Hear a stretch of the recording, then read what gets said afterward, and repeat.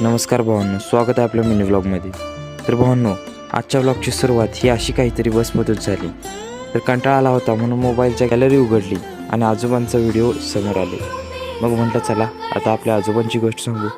तर आमच्या आजोबांबद्दल सांगायचं झालं तर त्यांचा मुख्य व्यवसाय शेती आणि शेतीमध्ये त्यांच्यासोबत राबणारे हे त्यांचे जीवलग मित्र बरं का, शेरप्या आणि भैऱ्या. आजोबांचा माणसांवरचं तर माहीत नाही, पण प्राण्यांवरती अफाट जीव आहे. तसं बघायला गेलं तर आजोबांच्या वयाच्या मानाने आता काही जमत नाही. तरी माझी शेती मी नाही तर आणि कोण करणार, ह्या आवाजात जो कणखरपणा आहे आणि आत्मविश्वास आहे तोच सगळं सांगून जातो. आजपर्यंत सगळ्यांना आपल्या आजीत रकुमाई दिसली, मलासुद्धा दिसते, पण त्याचसोबत आपल्या कुटुंबासाठी आणि पिढ्यानपिढ्या चालत आलेली शेती कसताना ऊन पाऊस काही न बघता काम करणारा माझा आजोबा हा मला विठ्ठलाच्या रूपातच दिसला. सोनं येऊ दे